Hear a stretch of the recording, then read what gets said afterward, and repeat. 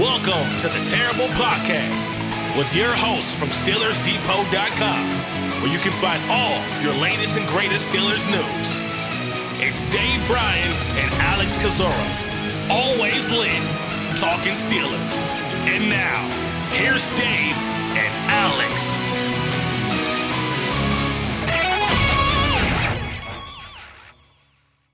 Welcome to the Terrible Podcast, Season 13, Episode 143. He's Dave Bryan. I'm Alex Kozora, SteelersDepot.com. Thanks for being back with us here this Wednesday, Steelers Nation Day. The Pittsburgh Steelers are on day 2 of their 3-day mandatory minicamp. It's basically the same practice flow for the team as it was during the voluntary OTAs, but we're getting more content. We're hearing from more coaches, more players. So it is a fairly busy time of year until that lull that will begin basically starting Friday until the start of training camp when players report on July 26th.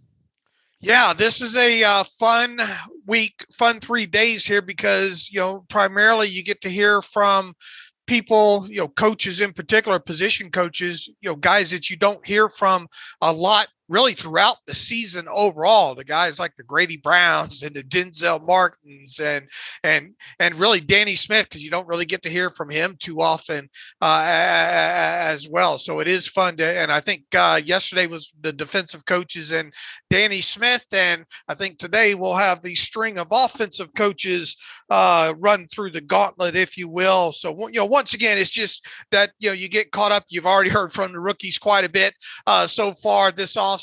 You've obviously heard from several of the veterans. It gives you some more things to talk about and some interesting perspective when you hear from like the position coaches and all. So this is a fun 3 days here, and I look forward to what Wednesday brings us on the offensive side of football. Yeah, should keep us very busy. Dave, I do want to start off, though, on a somber note here, and then we'll transition into the week that's been the Pittsburgh Steelers. Some very sad news coming across on Monday evening that the Pittsburgh sports media icon and legend, Stan Savran, passing away at the age of 76 years old after a battle with cancer. Dave, I know you and I, and really the whole Pittsburgh sports community, huge fans of Stan, great respect for him. Always appreciated him lending an arm to us and having me jump on some radio hits and same with Josh Carney, but it's not about us. It's about, the man and the career that he had and the way that he did his job. And, a guy that I looked up to, watched as a kid on Sports Beat. I mean, it's just a tough day for, I think, the Pittsburgh sports world. Yeah, I think you can tell by the outpouring of tweets and stories and videos these last couple of days, what exactly he meant to the sports world in Pittsburgh. And look, I didn't grow up up there and all like that, but obviously when I started the site and the age of the internet, you can start listening to radio and reading stuff online and all like that. I quickly came to the understanding of who Stan Savran was at the time and his prominence. And but guys like you and guys like Josh, you grew up with that.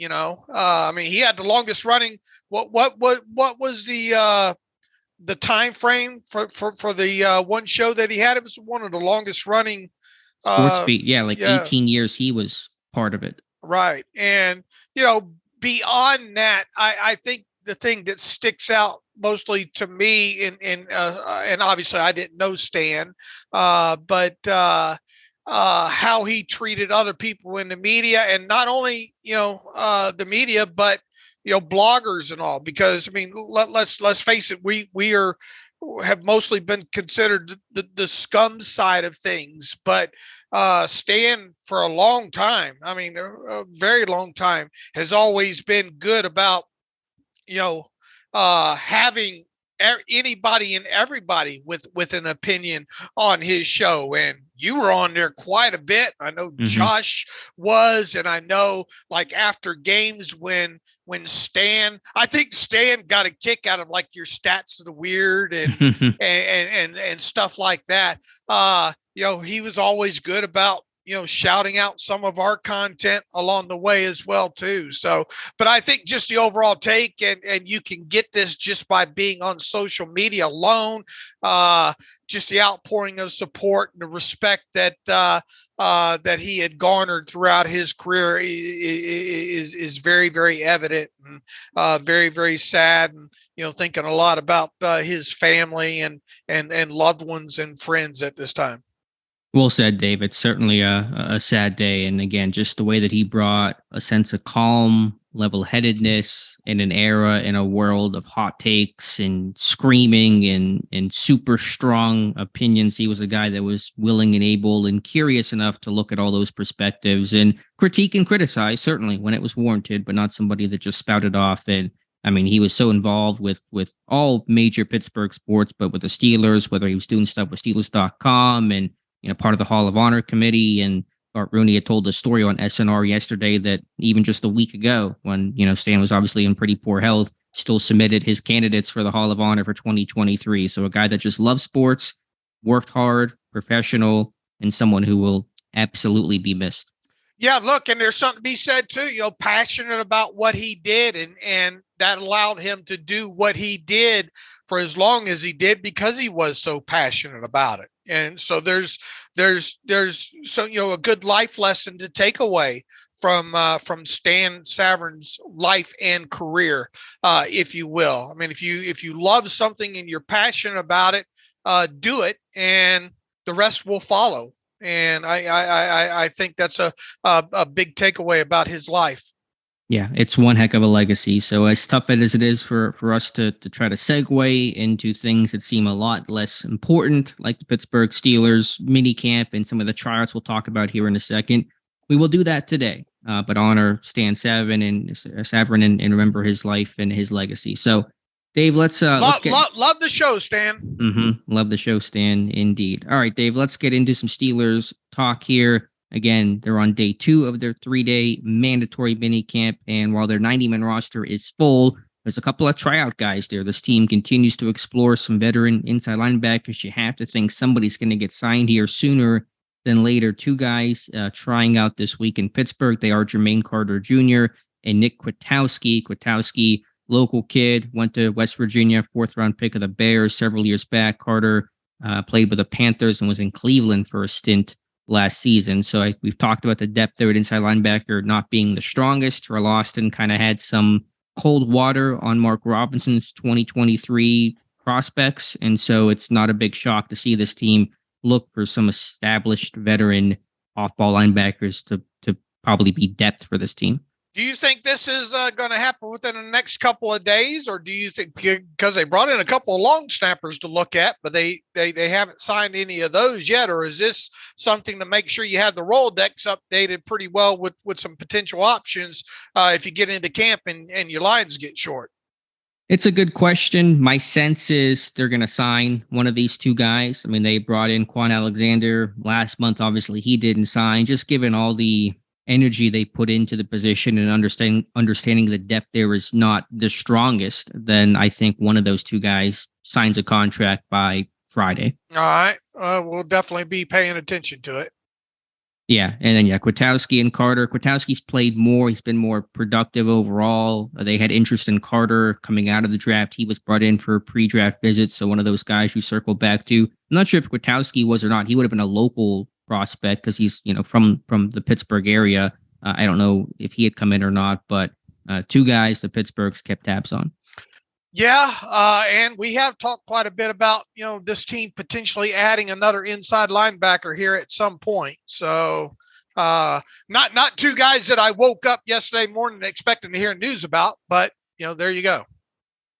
And speaking of the position, as we kind of get into what players and coaches had to say on Tuesday, Terrell Austin, one of the first people that we heard from, and a comment he made about Mark Robinson that kind of surprised me. He talked up Robinson's progression and how he's gotten better, more comfortable, more confident, better communicator, improving on some of the things he struggled as a rookie, but essentially said this guy's not going to be ready to compete to start until next season, which presumably means 2024. And I thought it was kind of an odd comment to say that about Robinson, who has seemingly impressed and progressed and should at least be able to battle for a spot, battle for an opportunity. I don't want to close those doors, even if he doesn't ultimately start 2023. So what do you make of Austin's commentary on Mark Robinson? That they still think he needs quite a bit of a development here overall, to be quite honest with you. You know, that you've got a guy that was a college, started off on the offensive, start off and on the offensive side of football, moved to linebacker, did enough things that got him some attention there, enough to figure that he would be worth working with. He got very limited playing time during his rookie season, and they still like to probably see him progress in several areas. And I mean, it sounds pretty definitive, in the context of things that they don't expect him to be ready to compete for a starting spot this year. And I understand, obviously, he was a raw guy coming out. And heck, last year, mid-season when the team was struggling and the defense was having problems and the inside linebacker play, wasn't great with Miles Jack, Devin Bush. I was the one saying, I understand why Robinson's not dressing when fans wanted this guy to not only dress, but play and essentially start. But I mean, in year two, after I think a solid rookie season, given expectations, given where he was at in his career, 1 year at linebacker in college, a former running back, I just don't want to close the door. I mean, I know there's things he's going to have to work on. I know they brought in Landon Roberts, and he's got a similar skill set to Robinson, but just let these guys compete. Now, maybe, and I'm kind of putting my tinfoil hat on, and I'm borrowing from you, but maybe Terrell Lawson's just trying to poke the bear a little bit and just kind of piss off Mark Robinson. He's had a good spring, maybe heard some good things about himself, and just wants to make sure he keeps a healthy chip on his shoulder. I don't know, but I just want these guys to compete and be able to play. And Robinson's gotten first team reps right now with Cole Holcomb not working in full, coming off the foot surgery. So I just don't like to close those doors here in June. How much of this might be related to above the neck? I think it's a part of it for sure. I mean, just the nuances of the position in terms of communicating, in terms of coverage, in terms of just the minutia in the technique. And again, I understand this guy 3 years ago was a running back at the FCS level. So I'm not sitting there saying this guy has to start and play right now. And he's still, he's still got a ways to go, but he's clearly has the tools and the traits and the mentality, physicality that Pittsburgh likes. That alone may not cut it, but that's certainly a foundation to build off of. And again, I thought as a rookie last year in camp, in preseason, in his granted limited action at the end of last season, he held his own. I thought the moment was not too big for him. I've certainly seen rookies look a lot more lost than he was. And again, he's not had a lot of time at the position. So I just don't like hearing, this guy's not going to be in the mix. When he's very much in the mix and one injury happens, then he may be next man up. But of course, this team is also exploring those veteran names we just mentioned, and that may be because they just feel like Robinson is not quite there. Yeah, and once again, I feel the takeaway here with all kind of the evidence out there right now, with not only what was said, the context of the quote, and then with these other veteran linebackers being brought in, you kind of wonder, how much fire is related to the smoke. Yeah, I just would love to know what it is he needs to work on. As you said, it may be above the neck, but I'm willing to bet it's more that. It's just I think it's more the inexperience factor. I get that, but I mean, the only way to get more experience is to play. I mean, at some point, you got to play some young guys. You're going to do that this year. Austin, in the same breath, talked about with Joey Porter Jr. that, you play him when he's ready, but you understand he's going to have to take some lumps and work through those lumps. Why can't the same be true for Mark Robinson? Any young guy in the history of football takes their lumps early on as they grow and learn and make a mistake. And Robinson, to me, is a guy that does not make the same mistake twice. Well, more than anything, I mean, we still obviously expect him to make this roster, I think, and contribute on special teams. We'll obviously have to do that, but and look, we'll see how things progress. Look, as I always like to say, these things have a way of working themselves out, right? Because injuries sometimes happen and all like that. But you definitely didn't wake up yesterday thinking that you're going to hear he could potentially start next season when it comes to a player like him. When you're sitting here in the first day of mandatory minicamp, right? Right. And maybe my blinders are on here. I think this guy's going to make plays in the summer. I think he's going to have a really strong training camp. I don't know how good or bad Landon Roberts will be. I think he'll be fine, but I think Robinson's going to make noise and make those comments from Austin look a little more questionable when we hit late August here. Well, that'd be a good problem to have. It would.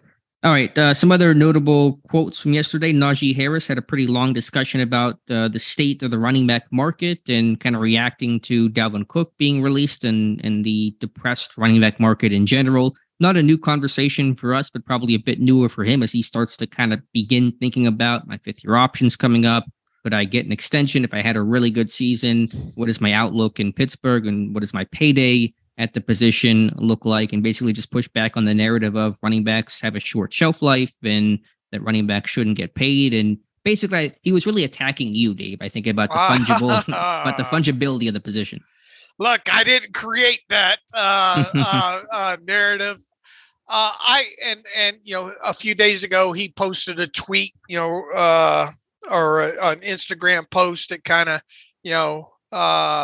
raised his eyebrows a little bit. And, I don't think he was blind to that before then. I think he's just, you see it all in one place like that, especially what has happened, this offseason with guys like, most recently Dalvin Cook. And then you see what's happening with Saquon Barkley over there with the Giants right now on the tag and all like that. But, and this isn't new, right?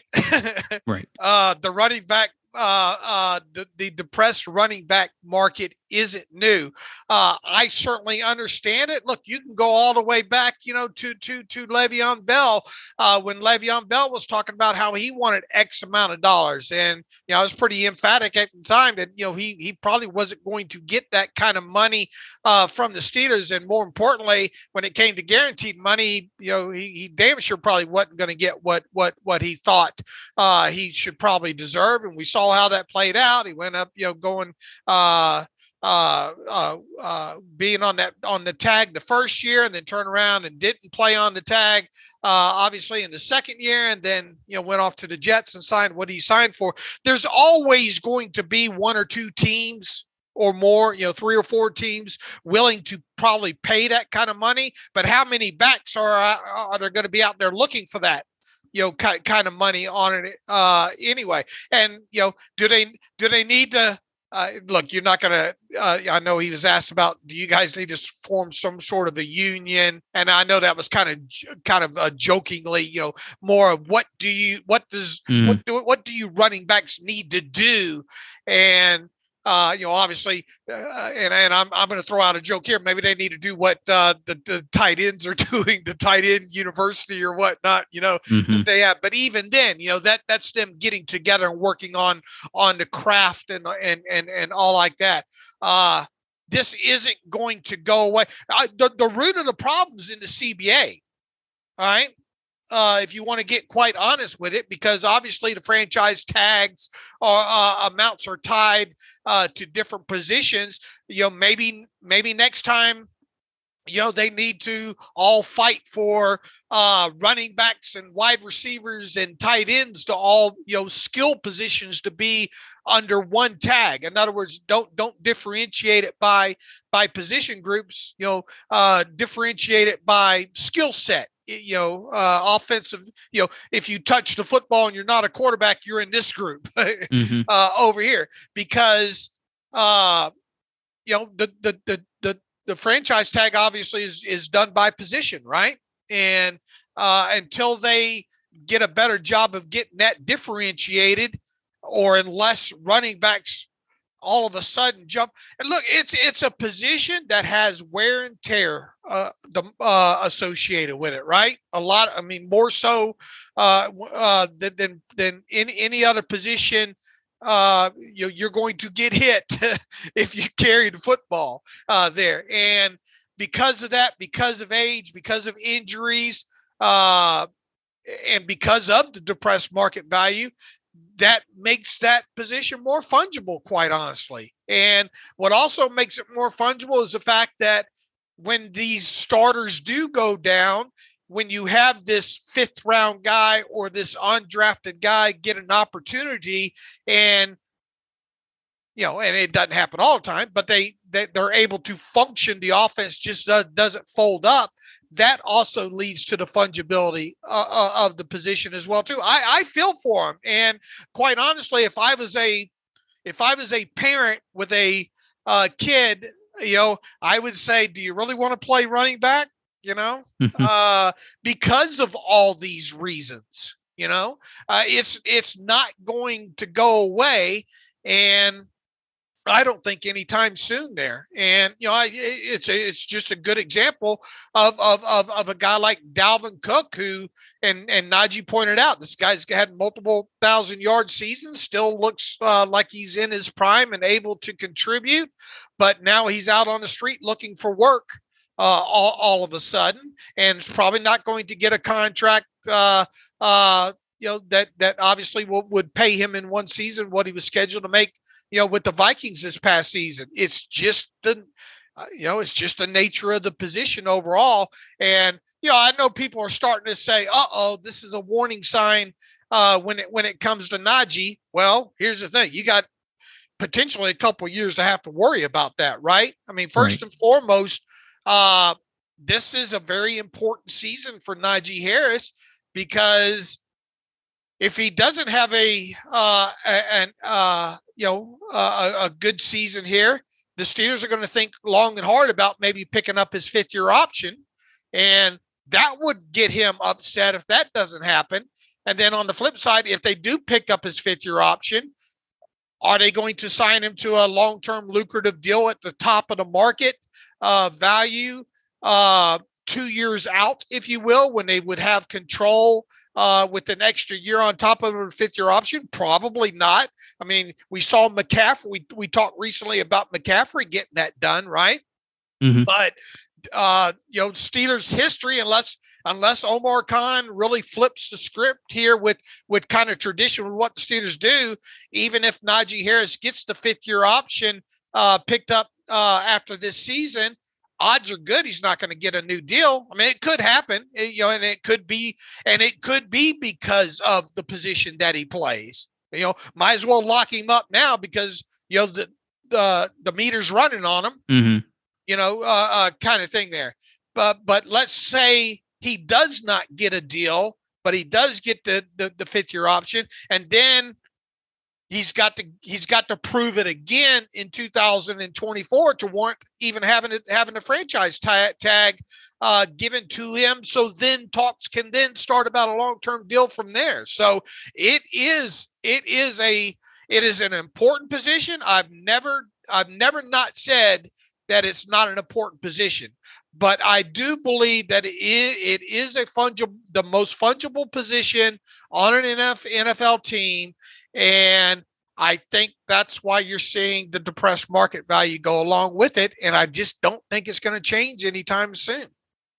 To the question of what can Harris or the running backs do to change this, the answer is basically nothing. The only thing I can think of, and it's not really anything any one person can actively do besides like a generational player showing up. Let's say, for example, that Bijan Robinson is the next Adrian Peterson, and he just demands in 3 years or whatever it is, a monster type contract that may begin to shift the market upwards, because it's all about trends and where one guy gets paid and everyone's trying to top the next guy. And that's how, value is determined, how contracts are determined, everybody trying to one up the last guy. So it's just going to take some really like generational type guys. And even Derrick Henry got paid, but not, crazy amount of money a couple of years ago. So yeah, there's really nothing you can do about it. I know that people want to compare this to Le'Veon Bell. I think it's a conversation way down the road, because Pittsburgh will have the 5th-year option at their disposal. Didn't have that with Bell, who was a 2nd-round pick. So you have a couple of years before these things become real issues, even if Harris is a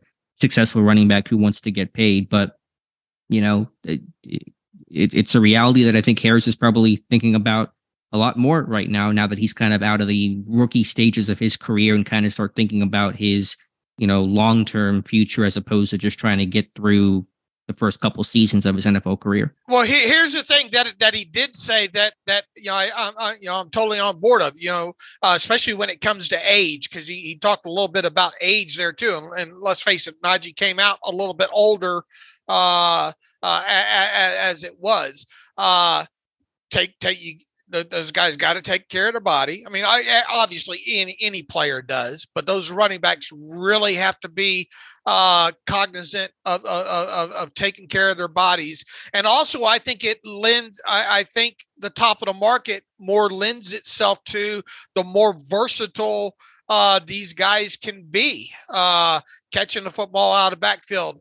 Being able, and not only that, the performance aspect of it, which doesn't play into Najee's favor, is the explosive play. I mean, you're more apt to give more money or more guaranteed money to a guy that can not only stay on the field, but a guy that can function almost as if he was a wide receiver, the way Le'Veon Bell did, and be a guy that could deliver the explosive play, something that Le'Veon Bell wasn't necessarily good at. If Le'Veon Bell had been, well, here's the thing: it's about the organization you're in as well too. Because even if Le'Veon Bell had been in the same situation that he was at the time and been more of an explosive play producer, would that have impacted the Steelers wanting to give him more guaranteed money past the first year? Yeah, it's a fair point. I think probably not, right? Yeah, probably not. You're right about that. But I just think that if you're the running backs that are going now, there are going to be outliers in this. There always are, but to increase the running backs more likely to hit top of the market moving forward are guys that stay healthy, can produce in the passing game to the tune of 60 to 70 catches a year or more, and deliver explosive plays. Sure, I get that for sure. When I think Terrace's point though about the age thing, and it shouldn't be about age, but about how a guy takes care of his body. I don't know if the NFL sees it in that view. I think they really see the number, and there is a lot of strong data that says as you get close to 30, and especially once you hit the big 3-0, running backs tend to fall off. And I don't know if a guy that works out really hard is going to overcome all that data that creates that nervousness in terms of teams keeping running backs around and giving big money, lengthy second contracts. So I get Harris's point. I don't think it's really one that's going to move the needle in terms of how organizations function. So it's a tough spot. But again, and this is a little bit of chicken and egg because teams don't commit to one running back for 10 years like they used to, and there's turnover and injury. But, of this era of running backs, how many of them are Hall of Famers? Really like almost nobody. Derrick Henry, right. maybe. We talked about that not too long ago, yeah. right? And I say that to say is that unless you have those real high echelon guys that are going to demand and command and compel teams to give them big money, which shifts the entire market upward, that position is going to be underpaid. Now, again, some of that's because running backs only last 4 years in one position. They start bouncing around place to place. They get hurt. It's hard to have a sustainable Hall of Fame career as you're kind of bouncing around when you're 27 years old. But I think that's kind of the issue that position is battling, because you're not getting those super high-end talents that command and make a team pay, and reset the market that, again, will have a trickle-up effect for the entire position. And Derrick Henry, what year is this for him? Let's see. He's been in 3, 6, 7. This is year 8 for Derrick Henry, right? And here's the thing about him. Would he be this far along? Because he only had 110 attempts in 2016, 176. He hit 300 attempts for the first time in his 4th NFL season. Right. And then only 3 times now in his career, because he was injured in 2021, right? Only 3 times in his career has he busted the 300 number. And then what's that kind of that magic number that everybody points to? If you get X, was it like 350 touches or 375 touches in a season? That's when the eyebrows really start to get raised. And twice in his career now, Derrick Henry has had over 375 touches. He had 397 in 2020. And then everybody, I think, especially in the fantasy football world, were like, oh, Lord, be careful in 2021. And lo and behold, he missed games, right? And then now in 2022, he had 382 total touches. What's the look? I mean, I've said this about Derrick Henry so many times. I mean, for a guy with that kind of size to be able to run the way he runs, it's amazing to watch. I mean, it's like a thoroughbred horse, the way he can run with the football. And man, he has busted off some long runs for a guy his size. But how much longer can he continue to do that? And especially when he's touching the football 300 times a season. And that's like you said, the data on it's not going to go away. Will there be a guy that come along, that's just put together perfectly that can avoid all, get past that? Yeah, there's always going to be exceptions. Is Najee going to be that guy? I doubt it. I doubt it too. And it's not a shot at him. Look, people always get on me because of my views of the running back and saying, I don't know if I would have spent a first-round draft pick on Najee Harris because of the fungibility of the position. It wasn't a shot at Najee Harris particularly. I mean, I think he's shown some good things with yards after contact. And look, he's funny. He's a great teammate. He's everything that you would want in a running back for your organization. But all that said, it still doesn't take away from the fact that I think it's a fungible position. And I kind of question paying these guys, top of the market value for whatever it is at a certain time for what they go through. It's sad overall, but I mean, it's just a fact of the matter. It's not me hating one player or anything like that. It's just that the numbers say don't do it. And the last point I'll make is in terms of how running backs can get paid. If you get hurt, teams say, well, we can't pay you because you get hurt. If you stay healthy, teams say, well, you have too many carries. We can't pay you because you're going to fall off. Like it's a catch-22 if the running back is in this lose-lose position. So sure. Yeah, it's a tough spot for that group. No doubt about it. Right. And if you back off of them and you have a committee, then they're like, well, how am I supposed to earn money? Then they get a little bit disgruntled knowing that, man, how can I ever earn any money if I'm having to, split, touches with my backup here, who's an undrafted free agent. And that's not a shot at Jaylen Warren. He absolutely did everything that you ask of him and more, but unfortunately in the NFL, a lot of times you need your starter to be supplanted at the running back position. Yeah, so there's obviously a lot of factors working against the running back position. Again, we've talked about that a ton. We talked about that with Le'Veon Bell. We'll talk about that with Harris as he goes throughout his career. But I think Harris is getting an understanding of what that position looks like this offseason. How big a problem do you think this might create past, let's assume he gets his fifth-year option picked up next offseason? Even then, is he going? If you're Najee Harris and you're Najee Harris's agent, and you get the fifth-year option, how do you attack that from a negotiation standpoint, especially with a team like the Steelers, who don't, for non-quarterbacks, don't generally give out the extensions that early? Yeah, it's a fair question. I hadn't given it much thought. I'm just trying to get through this season and get to the point where Harris is a slam dunk. Okay, the option will be picked up and maybe we can start discussing should there be extension talks. It probably won't be more of an issue until after 2024, where he's really in a contract year on that final year of that fifth-year option of that rookie deal. That's probably where it would become a real sticking point, but we'll see. Okay. Right. But once again, I feel for him. I know exactly where he's coming from. I'm not surprised now at this point that,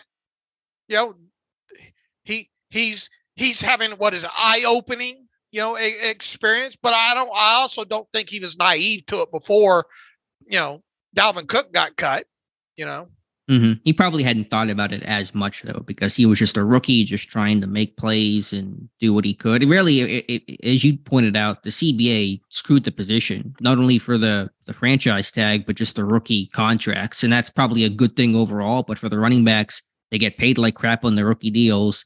And then as soon as the rookie deals are up, they're getting paid like crap again because no one wants to give them that second contract. So they really got hosed on that CBA. Yeah, and they'll continue to get hosed, on it because once again, the high earners are a small percentage, and the undrafted free agents get to vote too, right? And they they just want to play and get paid, for it. So it until I think the perfect solution to this at some point, maybe down the road, is to have skill positions maybe lumped into, because the higher the tag is, obviously, the more that comes into play, and the more these guys can earn that do get tagged, who are top of the heap. All right, Dave, we'll come off of that to talk about what else coaches and players had to say Tuesday. Defensive line coach Carl Dunbar spoke about that group and, hopefully a healthy Larry Ogunjobi, not only as he came off that foot surgery, but also was dinged up a lot throughout the season and, would barely practice during the week. Hopefully he can be healthy and that'll be better for Pittsburgh. And spoke about DeMarvin Leal as well and just said he's an athlete. We like him playing inside, outside. So just more confirmation in that age-old question of where in the world is DeMarvin Leal. We don't know. We don't really know, but it sounds like they really are going to lean in on that versatility. Right. We haven't quite gotten the question answered the way we went into the offseason wondering yet when it comes to him. That was one takeaway. I think the other thing that's been confirmed over this summer is that Larry Ogunjobi just wasn't himself last season. He's talked about it now. Dunbar talked about it now about last season. Larry talked about not being able to even run and have himself in the condition, and then obviously kind of the nagging stuff that went along with him last season, and Dunbar in so many words confirmed that. My main takeaway, and I wrote about this yesterday myself, was the fact that the seeming belief is now they have a healthy Larry Ogunjobi, and that hopefully that healthy Larry Ogunjobi will play like the 2021 Larry Ogunjobi or close to it. And if they can get that version of Larry Ogunjobi, look out. They need that, especially right now with kind of the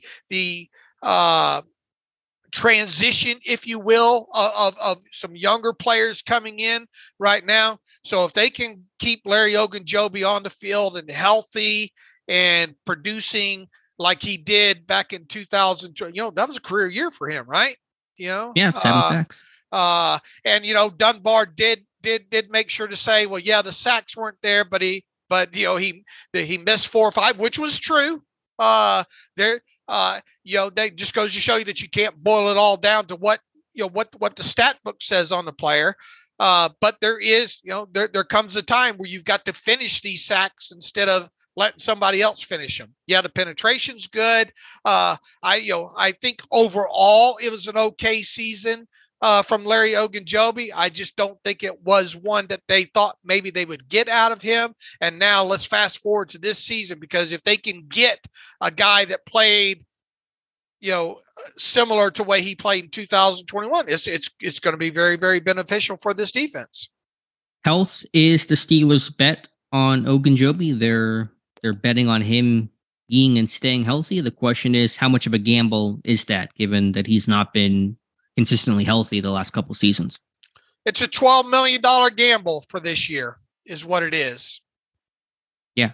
And I get why they re-signed them, for some continuity. It was good for him, good for the team. If he is healthy, then he'll be an effective player. He flashed last year. And if he can flash last year, despite all the ailments he was going through, then, if he can be healthy, he can be that consistent player. It's probably, the injuries are probably a big reason why he was so inconsistent last year, just not having the practice time, not being fully healthy to probably move and function the way that he wanted to. But he is another year older, more tread on that tires to kind of bounce off a running back conversation. Generally, when players get older, they don't get healthier. And so that's the concern. I think the gamble here is that you think that you can get 2 above average seasons at these next, get the next 2 out of Larry Ogunjobi. That's what the bet is, I think so. I mean, from where I sit right now, it is kind of hard to imagine Ogunjobi playing all 3 years of the deal, right? If he does, or if he does, then that means the first 2 have been, right where you want him to be. Yeah, happily be wrong if he can play out the entirety of that contract. To Dunbar's point about the pressures, we have him down, Ogunjobi, for 19 pressures last year. That was a snap per pressure rate of 19.0.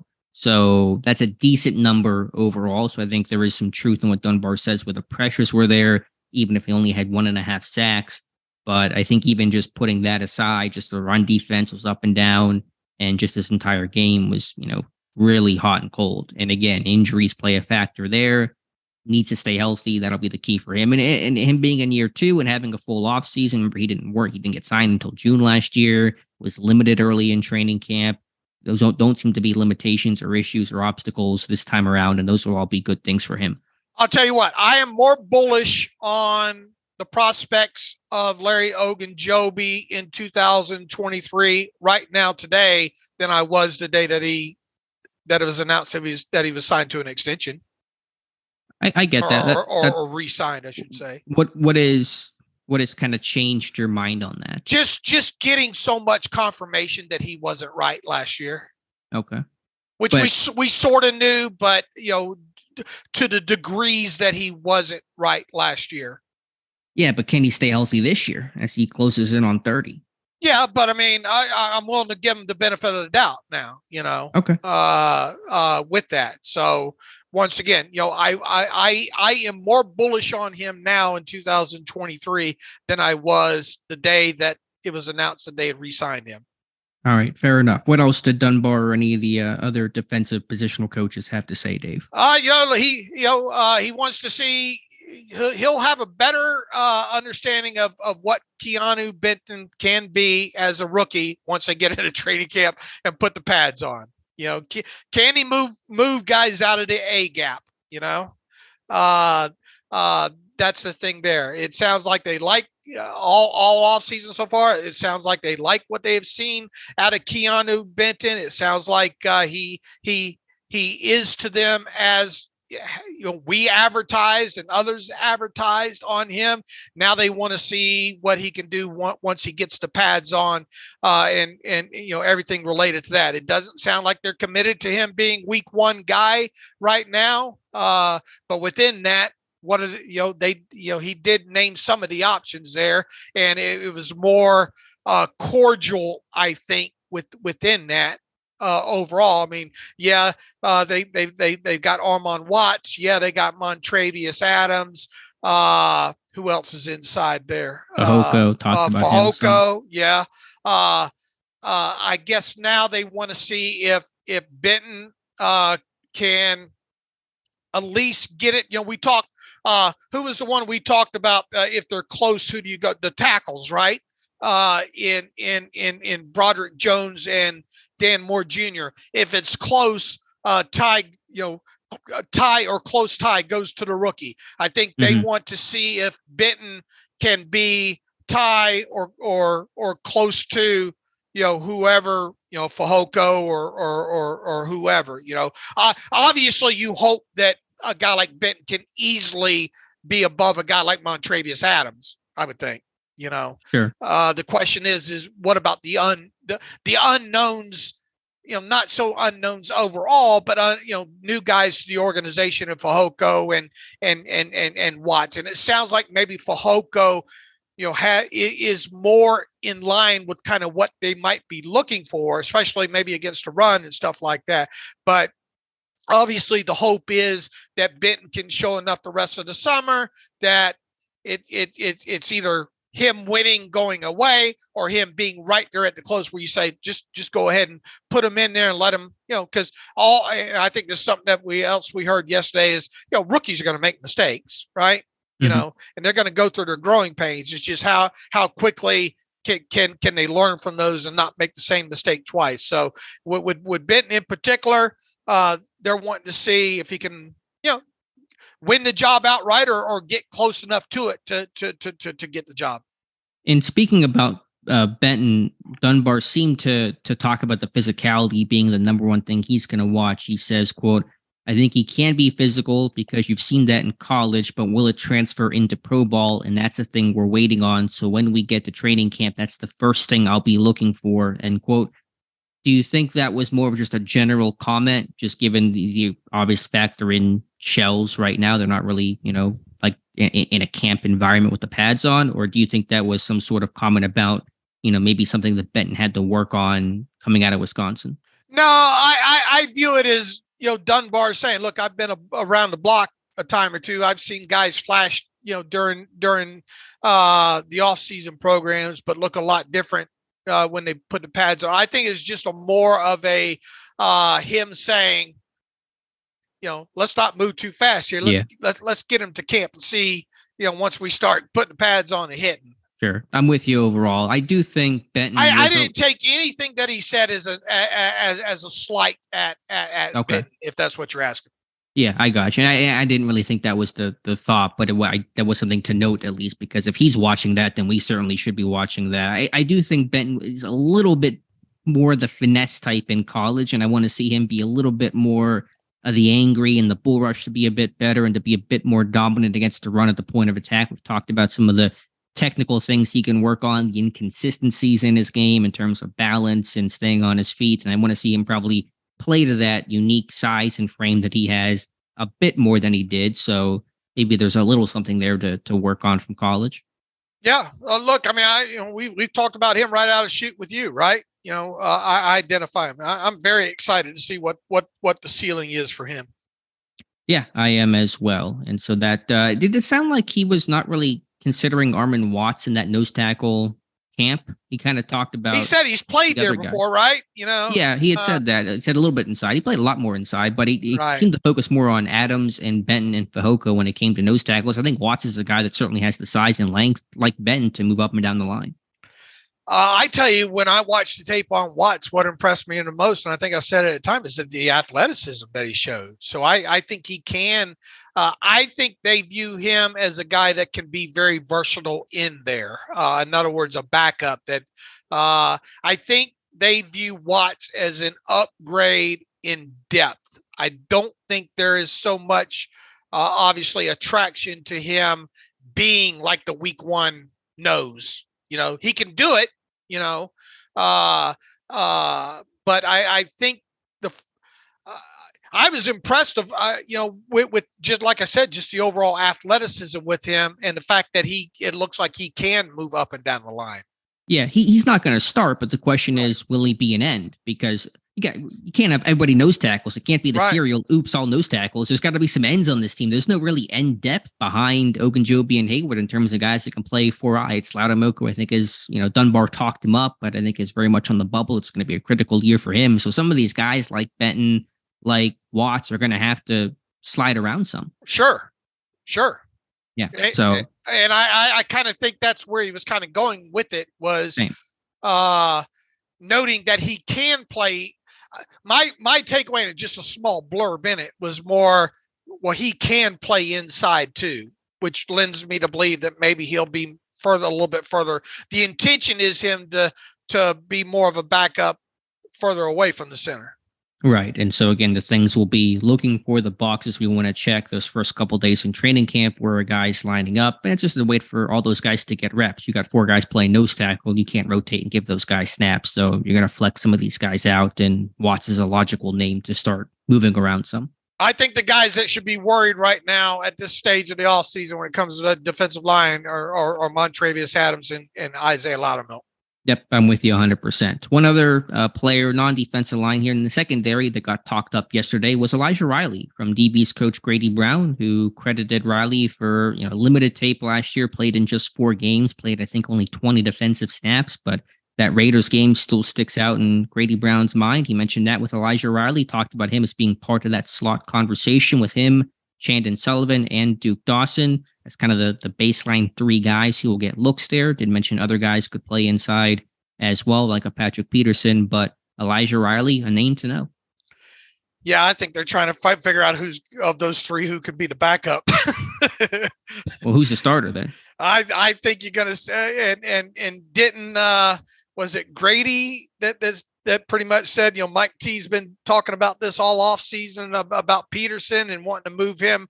I think they're going to be try to be as versatile as they can. And they Austin, was it Austin or Brown? I think it was Austin that said, look, you want to give opposing quarterbacks as many things to think about pre-snap, so that things that maybe happen post snap maybe really get in their head and along those lines. This might be once again, you might spend some extra 30 minutes a game trying to chart the stuff because of how much maybe they want to try to move things around. Oh boy. But the further we've gotten along into this thing, the more I think we might see Patrick inside more than we think. If that makes sense. I don't know.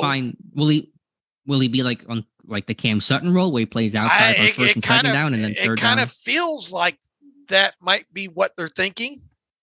Yeah, I can buy that. Again, I don't have a lot of great answers or feel. I don't think the team really knows what they plan to do. This has 2021 vibes all over, where it's a bunch of guys they're going to try inside and hopefully find the guy who can stick. And there are probably more options this year than they had in 2021 after the losing Mike Hilton. But I think they're really just going to throw a bunch of mud at the wall and see who sticks out.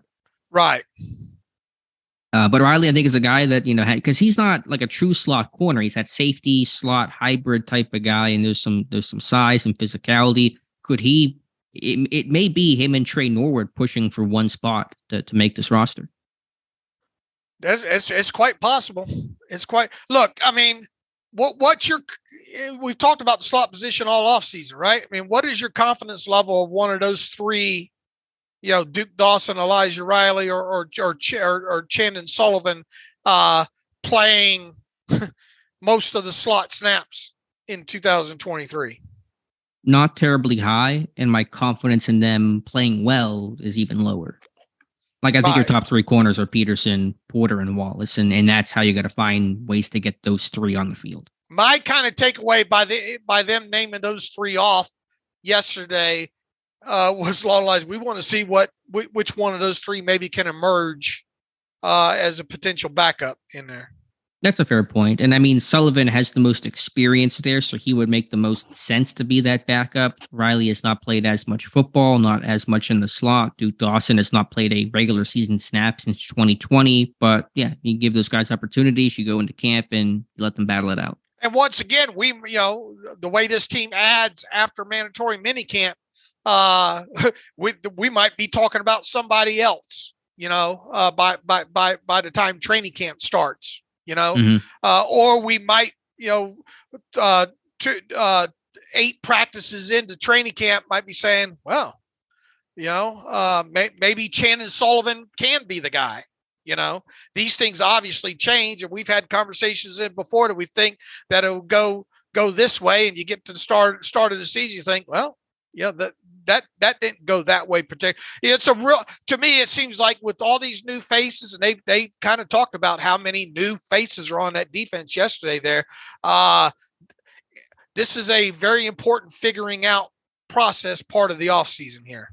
Yeah. And to Brown's point about, that basically talking about the post-snap rotation, presenting those different pictures on the snap of the football, that's what Cam Sutton was so valuable at and so good at last year, because he could play everywhere and they could rotate him to the deep half and some of those inverted coverages. He could play, middle hole in cover two. I mean, the guy did everything. And do you have that guy in terms of one singular name this year? I don't think you do. I don't think it's even a debate.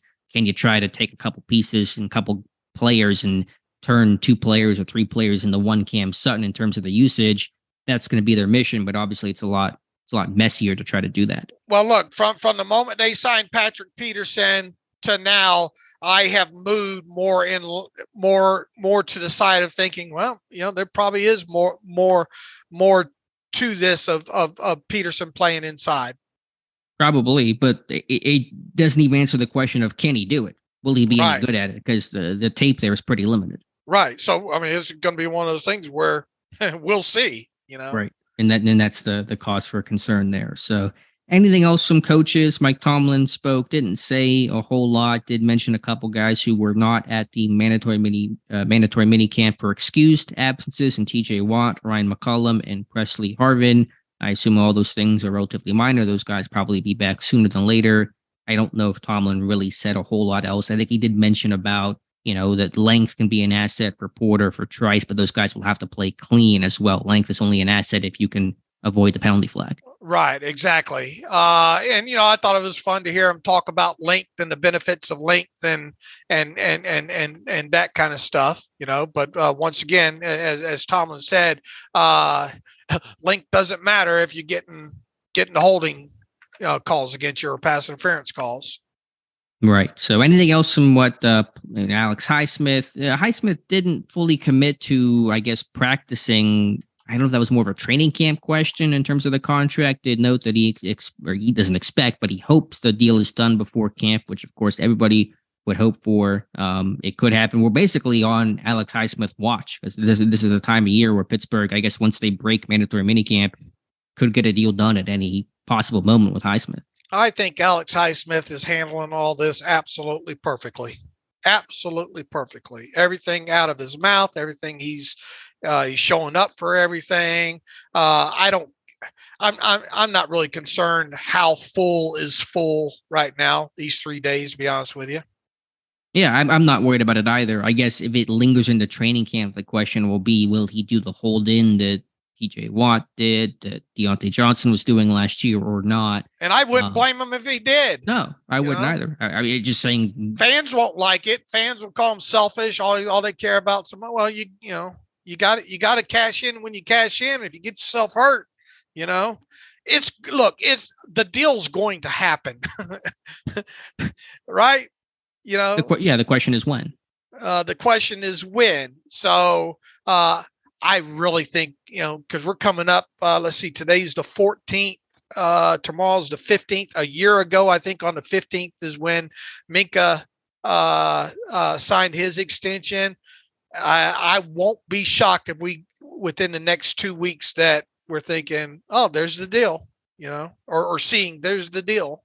I think it's going to, I think Omar doesn't want this to become, and there's really no, what would be, other than the negotiation, the actual negotiation process of really the guaranteed money, I think at this point, and maybe to some degree, the average yearly value.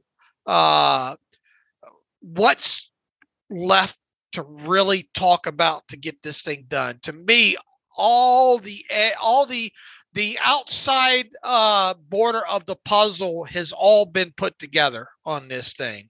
Now you just got to find out, where the little details, to get these little pieces put together so the rest of the whole puzzle comes together, if you will. I don't see a reason why this thing should linger on into training camp, at least from my outside look at it and understanding the cash versus the cap and all like that. So I'm fully expecting within next couple of weeks this thing to get done, especially with Omar Khan and what happened, last season. I think the Deontay Johnson thing might have been a little bit more trickier there, Yeah, I get that. I get what you're saying. I think this deal is trickier than Minka, because Minka, we knew he was top of the market. And so that really set a floor. In this one, as you said, there are going to be some particulars that are easier to hammer out. But in terms of the guaranteed portion, in terms of the average yearly value where he wants to be slotted in, if you're his agent, you're not in a big rush to do this on June 15th or July 25th. It's all kind of the same. It's all pre-training camp. So you could drag this thing out for a while, and there's no, real big decision that has to be made today. So I think it will get done. I think it probably will be sooner than later. I don't think it'll be the 11th hour deal that happened with Watt and kind of was more typical under Kevin Colbert. I'm not sure if I'm as confident as you that it will get done before training camp, though, just because I think there is some trickier elements to this deal. Look, the threat that franchise tag sword is mighty powerful, and that that I think will play a part into this as well too, because no matter how much Alex Highsmith thinks, and his agent thinks that he might be worth as a top end value, that's capped by potential back-to-back tags and getting paid money now versus having to prove it one more season under what he's earning right now, which is under $3 million a season. Omar's the Steelers have been very good about being able to wield that franchise tag sword properly. And I think, agents over time, after knowing how the Steelers work, kind of realize that as well too. I think that threat of the franchise tag will play heavily into this, and that's yet another reason why I think it'll get done sooner rather than 2 weeks in. Look, I might be wrong on this. This might go 2 weeks into training camp. I don't think it will. I think everybody though agrees it's going to get done. Yeah, I agree with you there. They're because of the things like the threat of the franchise tag, but an agent's heard that in every single negotiation he's had with a player that's trying to get an extension done. The threat of the franchise tag. Yeah, but some aren't a lot of them aren't in a position to be up against that. So you're already whittling down to a group of players that could, a lot of players sign extensions during an off season, right? But I'm talking about like the big money, like that caliber of players like Highsmith. That's always the stick that teams use, and that's not going to make Highsmith's agent want to get a deal done tomorrow. Just to play devil's advocate, why not go into the first week of training camp, which is basically glorified OTAs when they're not in pads for the first 4 days, and just have him do the hold-in? Because there's some pressure on the team too. You get some negative pushback on the player, but some of that on the team is pay this guy. He wants to be paid. He's showed up for everything. He worked throughout minicamp and OTAs. We want to have this guy here long term. You might want to make this team sweat just a little bit. You know what? I look at it the other way, because I view it as if Alex Highsmith gets into training camp and does some sort of hold in, if you will, fans, that the loudest cries will be from the fans saying, "Oh, he shouldn't do that," and that to me puts more peer pressure on the player. It probably does. I think there's blame that gets put on both sides. And I don't think either side, especially in Pittsburgh, is that susceptible to hearing that noise. But just to make it a story, just to make it clear, I don't know. I mean, I could just see that being the angle that Highsmith's camp wants to take. I mean, I will reemphasize this. I think Alex has gone about this absolutely perfectly. Sure. I think the parameters are all there. I don't think this is any kind of a super unique situation here. I think his market value is pretty easy to figure out. I think obviously tradition with the first year, he's not top of the market guy, so he's not going to get guarantees past the first year, I wouldn't think. So I just think everything's there that points towards this getting done sooner rather than later. We'll see. Yeah, again, I think it will get done. I'll make my prediction that will likely be wrong. I think it gets done early in training camp. When do you think, if you had the Babe Ruth call your shot in terms of when pen and paper meet, when do you think that occurs with Highsmith? Before July 1st. Oh, before July 1st. Okay. Yeah. All right. Yeah. We'll make a note of it. All right, Dave, what else do we have here? I think we kind of covered most of the positional coaches. Aaron Curry spoke, didn't say a whole lot. I don't know if there was a lot that was really posted about what he had to say. Yeah, I didn't have too many takeaways from that. And really, Denzel Martin, other than saying, having a relationship with Golden, and he talked a little bit about Herbig, and just basically saying, do what you do. And that, and once again, if the way we're trending right now, Herbig's probably not going to play much, if any, snaps on the defensive side of football in 2023. Yeah, it looks like core special team work for him, but I'm good with that. Anything else from OTAs that I might be missing? Again, there was so much on day one. Najee Harris, by the way, talking up Calvin Austin, said he's going to be involved and featured in this offense, even mentioned him being used in the backfield. I'm not there. I have not seen anyone talk about that. I may have missed it. but I assume that means that Austin's probably been used in that way during OTAs and minicamp for Harris to make that comment yesterday. What did I say the other day when we talked about having a discussion about move him around?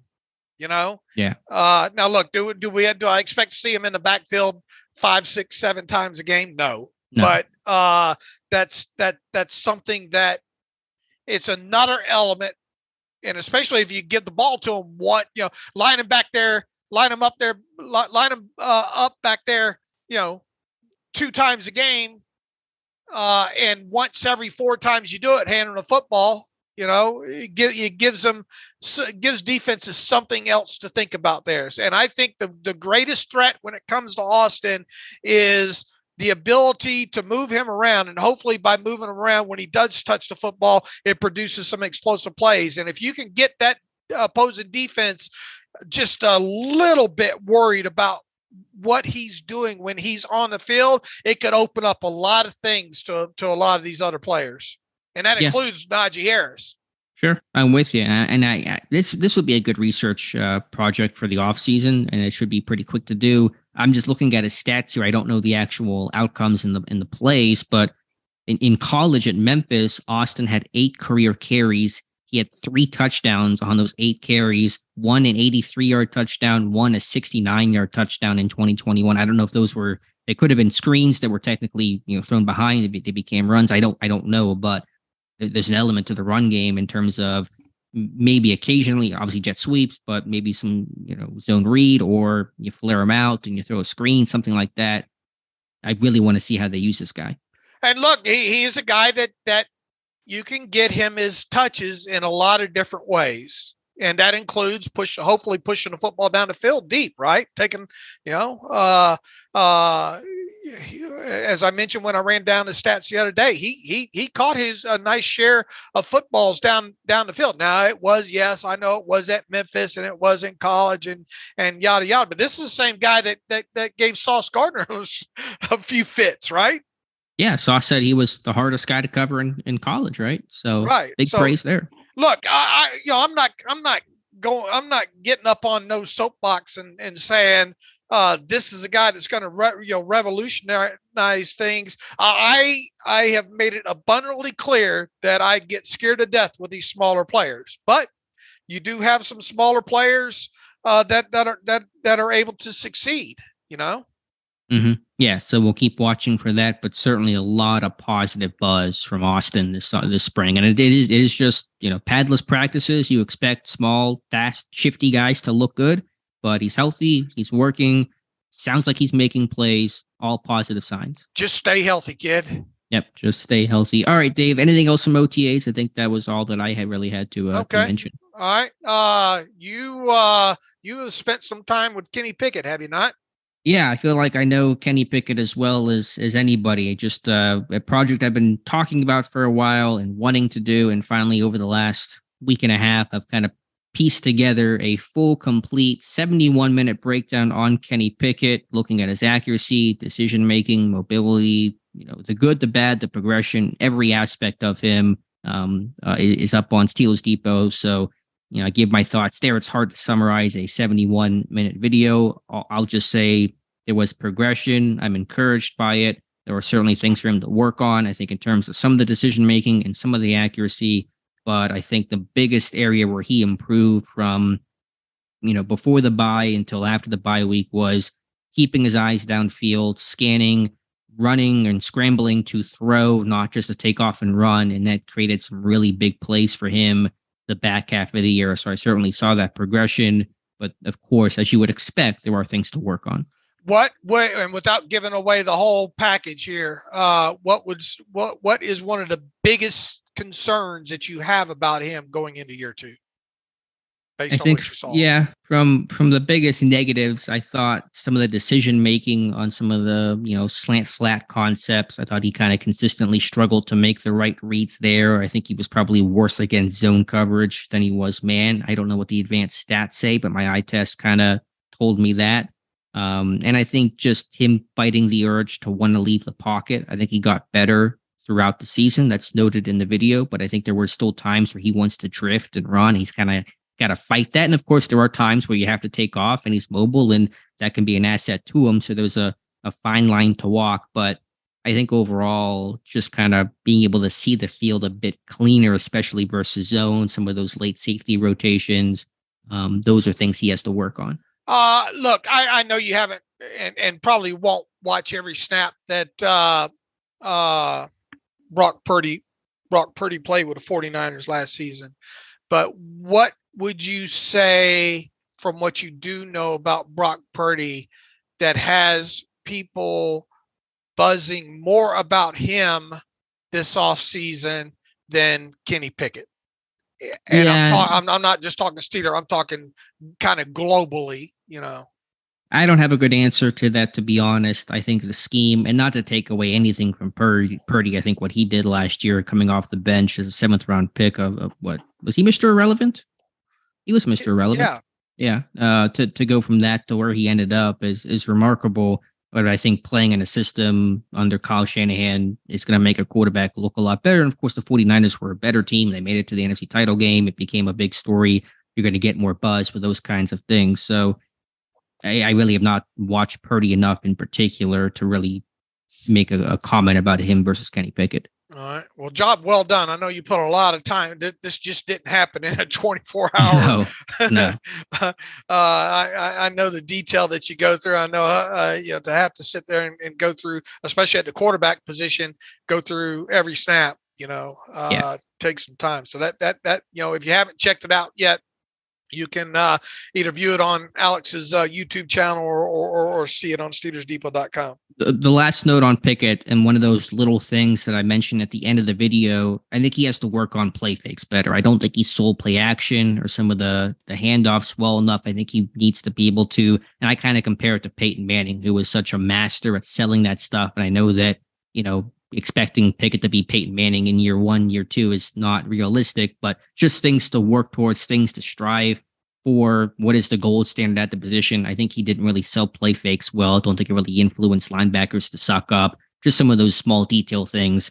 I really want to see him make that jump in year 2 now that he's kind of got his legs under him. Hey, look, and if this running game comes out of shoot and they're able to play bully ball like they're hoping that they'll be able to play, especially early on in the season, that should set up a lot of that stuff, right?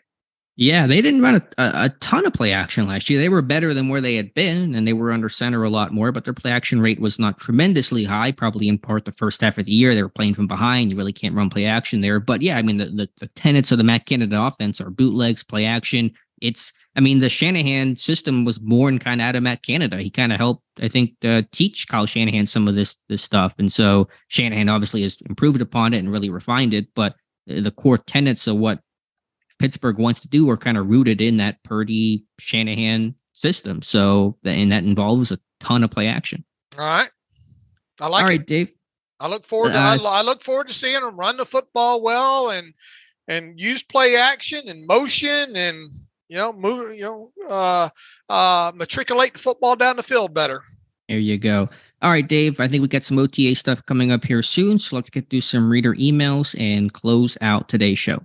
All right, let's see what we have in the hopper here. Steve Novakovic. Hello, guys. I'm still loving the show after all these years, and I'm super excited about the upcoming season. This offseason, I think I see a big increase in the energy and activity of the Steelers front office to explore all options and try and upgrade every position group on the team. He says no shade on Kevin Colbert, but he didn't seem this active by a wide margin. Here's my question. Is this year really different, or are we just hearing about the activity more than we did in past years because of changes in team communication or changes in the amount of activity of the depot crew? Now, look, we have we've had several conversations on the side ourselves saying, Lord have mercy, this has been a busy off season for this team. I think this is now look, the draft, I think you got to separate the draft and everything else that has happened, because I think at its core, I don't think, especially us on the site we're overly surprised at the entire draft process or the outcome of the draft. But outside of that, I mean, I think they have been very active at this. Look, I mean, they really made a concerted effort on the free agents on the offensive line.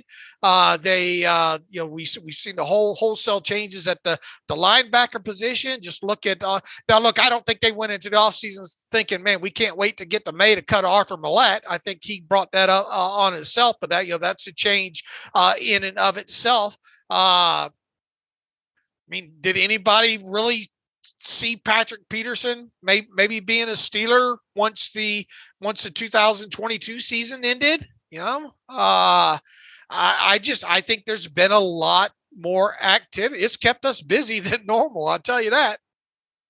Yeah, I think there's I wouldn't say a grain. There's a good nugget of truth to the fact that it has been busier. I think we still forget about how it was pretty busy last year too under Kevin Colbert. That was an active free agent cycle. And I think, Ben coming off the books gives you some more financial flexibility to be more aggressive and add to the roster. And I just think overall, while Colin, of course, is an internal promotion hire, anytime you have a new GM, you're going to have that roster turnover as he kind of builds the roster in his view. And this is his first full off season. He was only been on the job for just over a year officially now. So, you're going to get that roster churn. And when you're a 9-8 team that at one point during the season was looking like among the worst teams in football, there's probably going to be a lot of roster churn needed. So, we're in a bit of that honeymoon phase with Con right now, and he's had a good off season. I don't want to take that away from him, but I think we kind of just focus on those things a bit more, and we kind of lose sight of what happened last year. And look, don't forget this roster needed churning. Yeah, the bottom half absolutely did. It didn't need a full teardown, but they needed to definitely redo the floors or something. All right. Chris Lookhart writes in, hello, fellas. I was actually just curious what the conversation with Mark Gorsak was. Did you approach him or him to you? I guess not everyone in the Steelers organization hates you. Ha ha. Does this mean you will have more access to players or anything like that? I don't want to go deep into details on Mark other than to say we are super excited to have him do what he's going to do with the site and all like that. It's just one of those things. Hey, can you come on the show? Hey, I might be interested in this. Let's explore it. Let's see how this thing comes together. I think, there's obviously admiration on our end for him after following him around the country for all these years. And obviously when it comes to scouts, he's more than recognizable when it comes to that. And I think this plays into what is in his what he wants to do with his life moving forward. Don't get me wrong. He did not leave the Steelers organization to come to work for Steelers Depot. It's just a byproduct of that. And once again, I don't want to get any more deeper. Now, Alex has really had more conversation with him than I have. It's just more of the kind of the perfect storm situation here, I think. Yeah, like you said, he didn't leave the Steelers to work for us. I think he's going to have his hands in a couple different pots, all related to football. But yeah, we're excited to collaborate with Mark, and I'm always hesitant to jinx these things, but should be on Friday for a little segment to kind of give his thoughts about where the Steelers sit today. So again, Mark will kind of have an on again, off again role as a guest writer, which the first article was extremely well received, and he'll make some appearances on the podcast as well. I don't think we'll have any more access or anything like that. What this does give us, though, is it gives us a better look of what's over on the other side of the fence and process. We love process, and Mark Gorsak's got a lot of process he can talk about. Yeah, especially during draft time. And again, I don't want to give away too much in these things. Have been early conversations, but he may help us out in some way, form or fashion during draft time, which again, we are extremely excited about.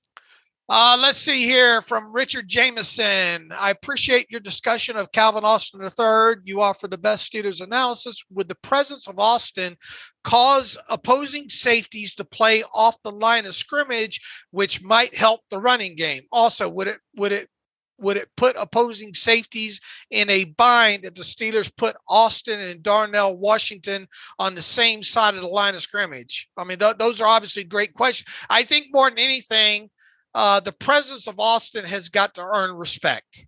And if Austin's able to make plays and then move him around, you just can't put any guy out there and expect it to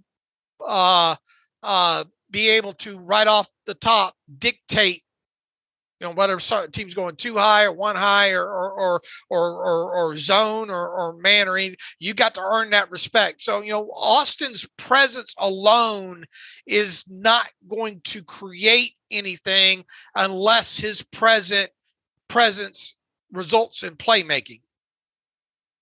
Yeah. I think the first thing is, as you said, Dave, these guys have to prove themselves first. Defenses aren't going to be scared of guys that are looking good from a draft profile or an OTAs. They got to make some plays on Sundays before defenses really pay a lot of attention to them. Of course, they're going to be game planned for and they're going to be scouting reports on, but these guys have to earn their keep before defenses really react to them too much. So is there potential for that? Yeah, maybe in some ways. It's hard to really say for sure how much of an impact it would be on the run game and if those guys are on the same side, but let those guys make some plays first before defenses really start focusing around them. Right. I agree. And once again, there should be tempered excitement when it comes to Calvin Austin III. Yeah. And Washington. I mean, there's some exciting young pieces on this team, but it's still a relatively young group and they have to prove it. And, we'll take it step by step. All right. We'll be there charting it and watching it and writing about it and talking about it. Moving forward here. Okay, I think we got through everything here, Alex. I think it's time to get on out of here and start seeing what we'll be talking about on Friday from once all these offensive coaches come run the gauntlet and all. So it should be a jam-packed show on Friday as well, too. Anything else to add before we get out of here? No, I see Matt Canada speaking right now, so I'm sure Steeler fans will love whatever he has to say. But yeah, we'll cover it all and come back on Friday. All right. You can follow me on Twitter at Steelers Depot. Follow Alex on Twitter at Alex_Kozora. Follow the show at Terrible Podcast. Email the show, theterriblepodcast@gmail.com. If you like what we do and want to donate to the cause, SteelersDepot.com. Hit the donate button, upper right navigational bar. Also, if you want an ad-free version of the site, go to SteelersDepot.com. Hit the ad-free button, upper right navigational bar. Thank you so much for listening. It's important, especially this time of off season. Thanks for going to the site. None of this can happen without, having in consumers and all of this. So can't thank everyone. We had a nice turnout the other night on the live stream as well too. So we appreciate that. So until Friday, as always, thanks for listening to the Terrible Podcast with Dave and Alex.